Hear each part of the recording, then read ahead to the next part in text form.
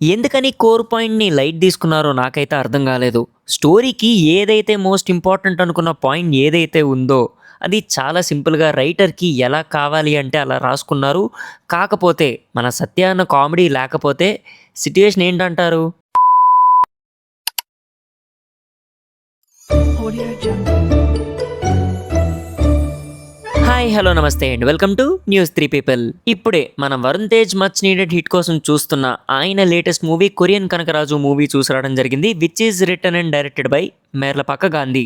ఇప్పుడు మూవీ ఎలా ఉంది అనే విషయానికి వస్తే, మూవీ టీం అంతా కలిసి కమీడియన్ సత్య అన్న కామెడీకి ఒక దండేసి దండం పెట్టినా తప్పులేదు.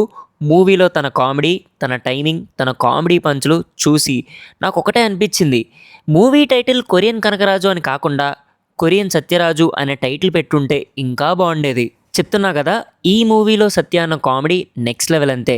ఇంకా స్టోరీ విషయానికి వస్తే, మన మూవీలో హీరో మన వరుణ్ తేజ్ గారికి ఒక సిట్యువేషన్లో అనుకోకుండా ఒక ఆత్మ లిక్విడ్ని వాటర్గా అనుకొని తాగేస్తారు. అంటే అస్థికులు వాటర్లో కలిసున్నవి ఆయన తాగేస్తారు.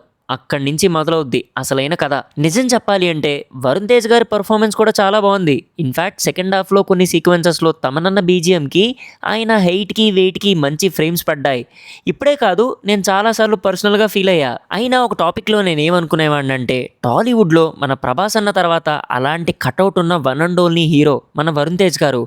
ఆయనకి మన రాజమౌళి గారితో ఒక మాస్ ఫిల్మ్ పడితే ఎలా ఉంటుంది అని చాలాసార్లు అనుకున్నా.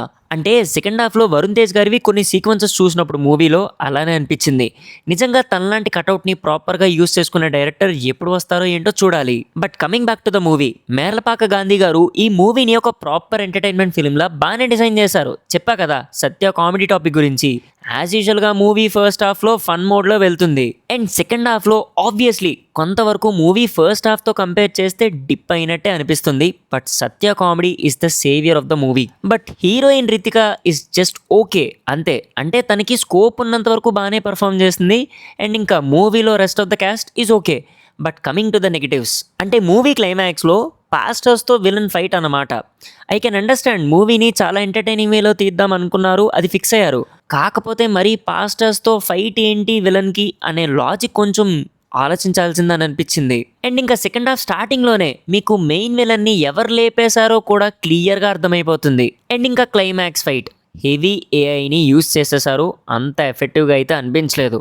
Main soul of the film అక్కడే ఉంటుంది, కానీ ఏఐ వల్ల అంత ఎఫెక్టివ్గా అనిపించలేదు నాకైతే. ఇంకా మన కొరియన్ సత్యరాజు మూవీ ఎలా ఉంది అంటే, సారీ కొరియన్ కనకరాజు మూవీ ఎలా ఉంది అంటే, కామెడీ ఉంటే చాలు, ఇంకేం వద్దు, జస్ట్ అలా నవ్వుకుందాం అని అంటే వెళ్ళి ట్రై చేయొచ్చు. అది మ్యాటర్, అది మన న్యూస్ 3 పీపుల్ ఒపీనియన్. మరి మీరు కూడా బై ఛాన్స్ మూవీ చూసుంటే మరి మీకు మూవీ ఎలా అనిపించింది ఏంటి అనేది తప్పకుండా కామెంట్స్లో చెప్పండి, చూస్తా.